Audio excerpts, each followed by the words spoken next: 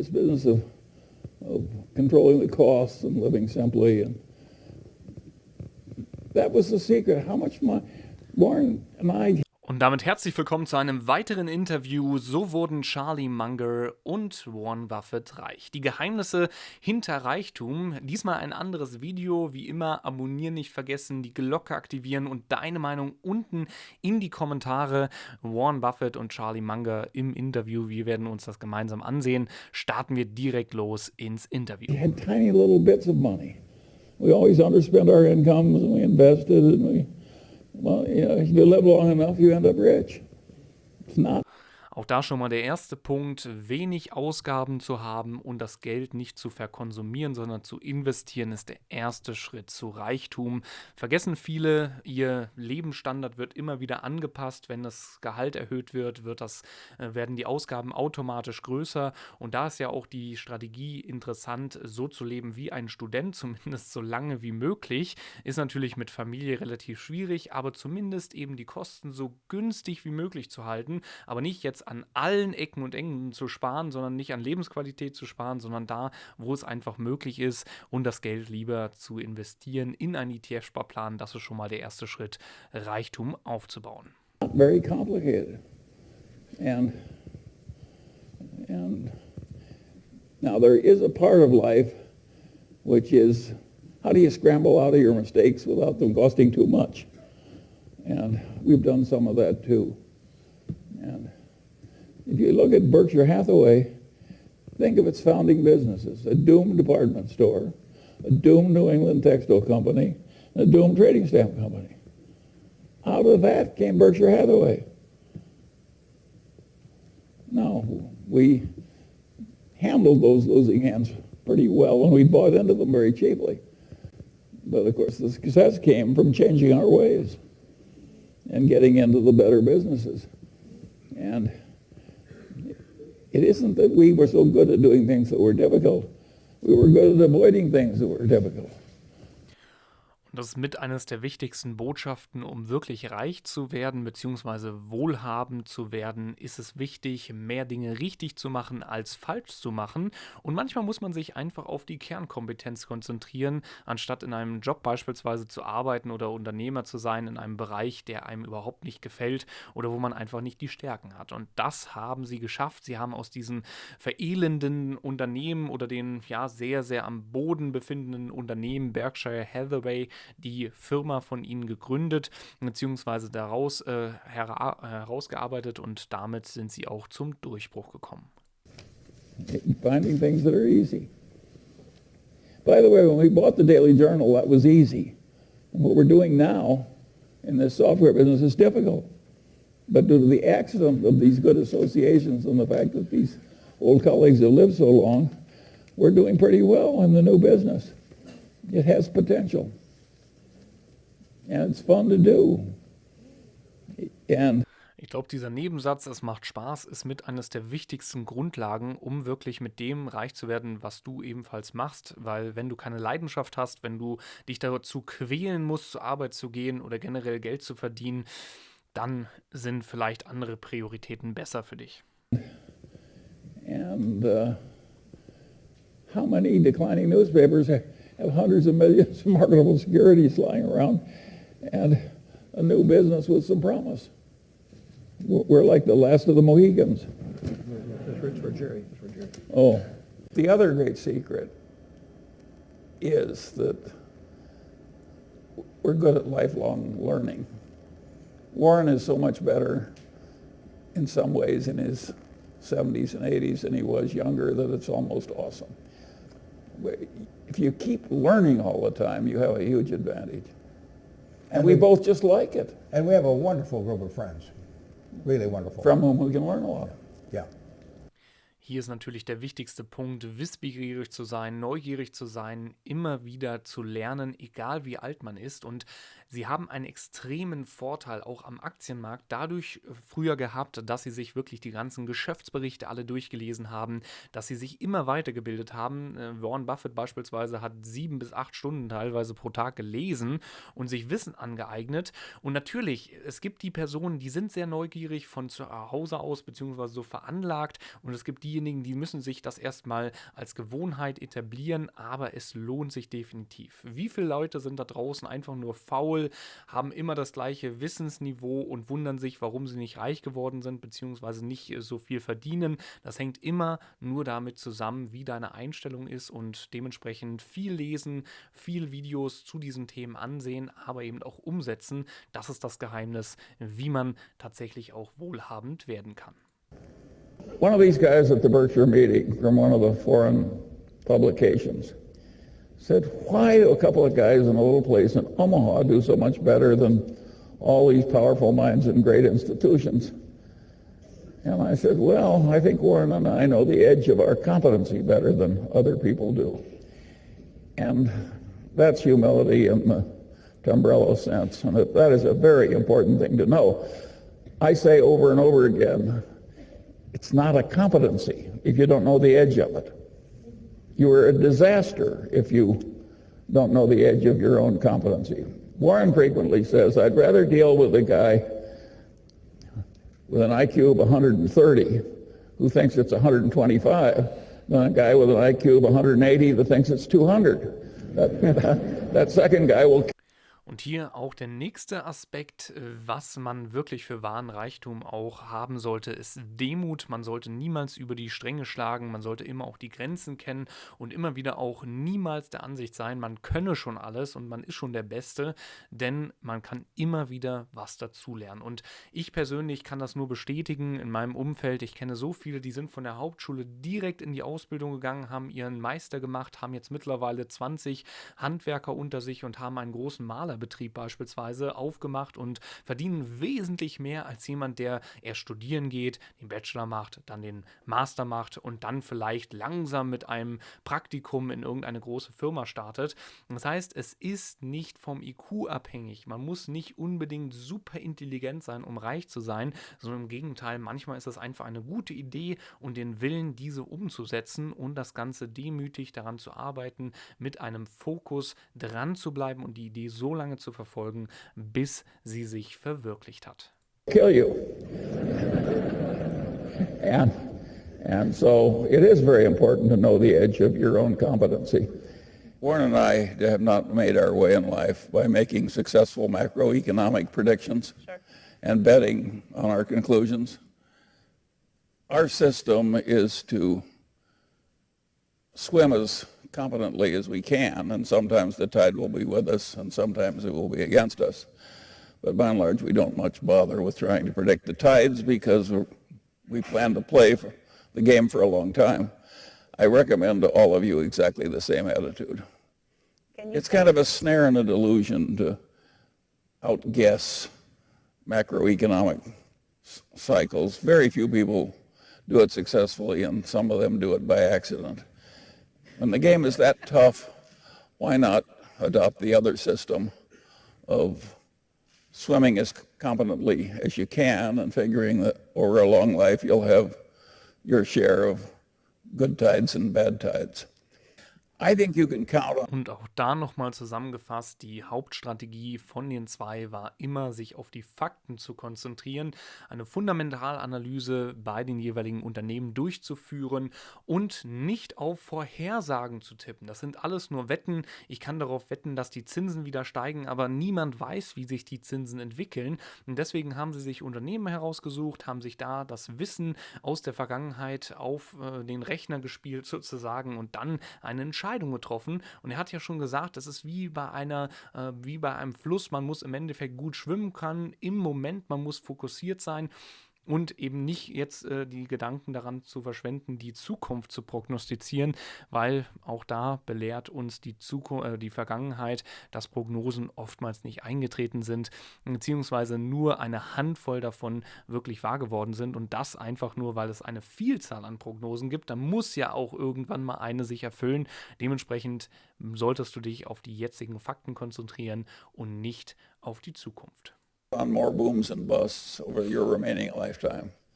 How big and with what cyclicality, I can't tell you. I can tell you the best way of coping, which is just to put your head down and behave creditably every day. And I will say something about life generally. I was very lucky in that I had an ancestor that I never met. My mother's grandfather was a pioneer. He came out to Iowa and he lived in a sod house with his young wife. That's a cave through 2 winters. And he literally was a pioneer from nothing. And he rose finally to where he controlled the leading bank in the town and was a very reputable citizen and a very charitable man. He joined Andrew Carnegie and gave the town library to Algona. My grandfather made him do it, my great-grandmother. He never would have done it by himself. And he made him put his giant tarpon in the library as part of the gift. So always amused me to go by that library and see this giant tarpon. So eccentrics come naturally in my family. But at any rate, having wrested this success from hardship and danger and trouble, and he was a captain in the Black Hawk Wars. I mean, he was literally a soldier and part of this. He had this theory, looking back at his long life, with this unusual success. And he owned a bunch of farms at the end that he leased to Germans. Well, you couldn't lose money leasing a farm to a German in Iowa. Naturally, he was successful.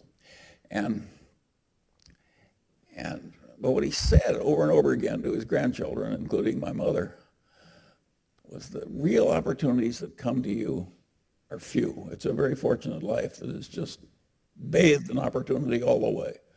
Most people just get a few times when they can make a huge difference by seizing a huge activity. And he said, when you find one, my dear grandchildren, and you can clearly recognize it, he says, seize it boldly and don't do it small. And my mother, who wasn't interested in Und hier ist auch eine sehr interessante Botschaft mit drin.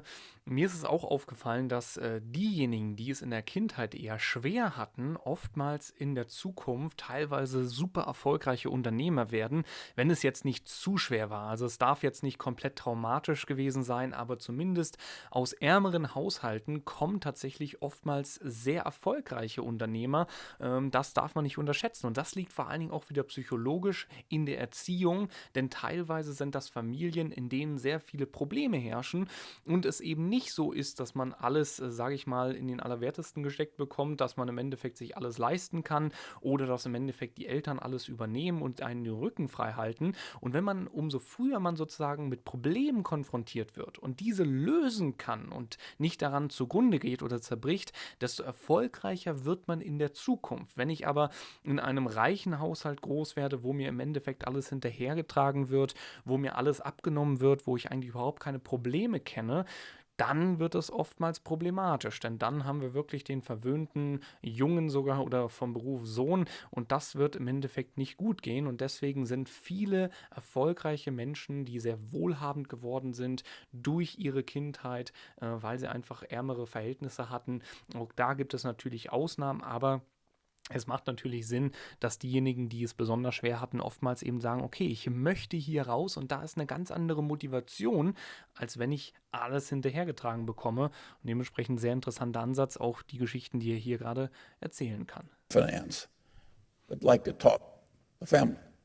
She liked to transmit the family quirks. But of course, this guy was my soulmate. The great-grandfather I never knew. And of course, I totally adopted his point of view. And I must say it has worked wonderfully. And so I quit claim my great-grandfather Ingham's rule to you. Assume that your really major opportunities in life are going to be few. And when you get a Lollapalooza, for God's sakes, don't hang by like a timid little rabbit. Don't hang back. They aren't that many of the really big good ones. If you take the whole history of Berkshire Hathaway, if you take out the 20 best transactions, our record is a joke. Well, 20 best transactions over 40-some years, that's one every 2 years. And we work at it all the time. Life is not just bathing you in unlimited opportunities, even if you work at being able to find them and seize them. As you look back on your life experience, what's the most important piece of advice that you would offer everyone in the room tonight as they look forward into their futures? Well, there are a few obvious ones. They're all ancient. Ben Franklin, marriage is like the most important decision you have, not your business career. It'll do more for you, good or bad, than anything else. And Ben Franklin had the best advice ever given on marriage. He said, keep your eyes wide open before marriage and half shut thereafter. Und damit hat er es auch auf den Punkt gebracht. Manche sagen ja böswillig, die Heirat oder die Hochzeit oder generell auch die Verlobung, das sind die teuersten Finanzfehler, die es gibt. Gerade auch die Männer, die in Scheidung leben oder auch die Frauen, die Unterhaltszahlungen leisten müssen, die wissen das. Man hat im Endeffekt überhaupt keine Möglichkeit, reich oder wohlhabend zu werden, weil man dann erstmal in Scheidung sich befindet. Und dementsprechend sollte man sich immer ganz genau überlegen, ist eine Hochzeit, eine Heirat in der jetzigen Zeit auch wirklich noch zeitgemäß? Willst du dir dieses Risiko ans Bein binden? Vielleicht ist das Ganze nicht ein romantischer Ansatz. Aus Hollywood kennen wir es doch etwas anders. Aber er sagt das auch sehr kritisch, sollte man zumindest Gedanken machen, ist das der richtige Schritt? Denn was ich persönlich, das ist meine persönliche Meinung, immer sehr interessant finde, komischerweise haben wir immer noch eine sehr hohe Scheidungsrate. Und wie ist es denn da am Anfang auch gewesen? Da haben die auch nicht gesagt, ja, in 50 Jahren oder in 20 Jahren oder in 10 Jahren geht es zu Ende, sondern da war es auch die große Liebe und die waren Kopf über Hals, waren die verliebt ineinander und auch diese Sachen gehen auseinander. Es gibt ja auch viele, die sagen, okay, es kann nicht langfristig gut gehen, weil sich Menschen unterschiedlich entwickeln. Nur die wenigsten Paare ziehen immer noch an einem Strang und haben immer noch dieselben Interessen und das ist dann das Problem, wenn der eine Partner stehen bleibt, der andere will weitergehen. Dann bremst man sich gegenseitig aus und nicht ohne Grund haben wir eine sehr hohe Scheidungsquote. Dementsprechend, das sollte man sich sehr genau überlegen, ob man dieses Risiko eingehen möchte. Finde ich auch interessant, dass er diesen Punkt hier aufgreift. It's amazing how if you just get up every morning and keep plugging and have some discipline and keep learning and it's amazing how it works out okay. And I don't think it's wise to have an ambition to be president of the United States or a billionaire or something like that, because the odds are too much against you. Much better to aim low. I did not intend to get rich. I wanted to get independent. I just overshot.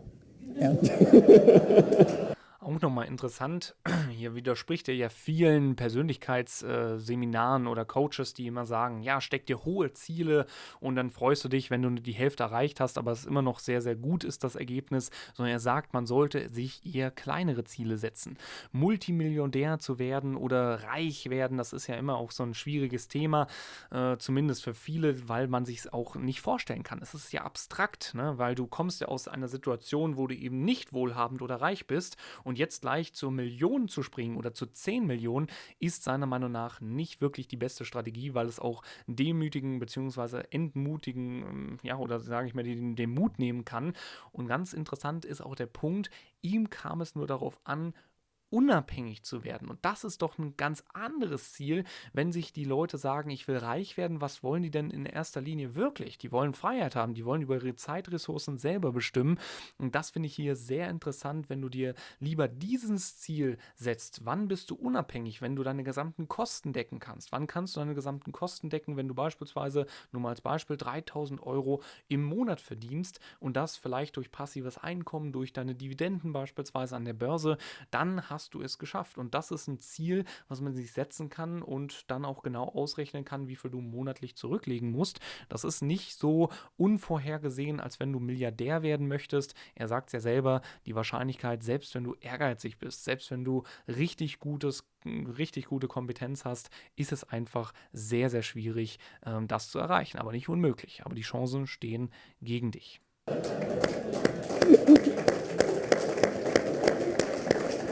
And by the way, while you're clapping, some of the overshooting was accidental. There's a big, you can be very deserving and very intelligent and very disciplined, but there's also a factor of luck that comes into this thing. And the people who get the outcomes that seem extraordinary, they're the people who have discipline and intelligence and good virtue, plus a hell of a lot of luck. Why wouldn't the world work like that? So you shouldn't give credit for the unusual. A lot of the people, a friend of mine said about a colleague of his in his fraternity, he says, old George was a duck sitting on a pond and they raised the level of the pond.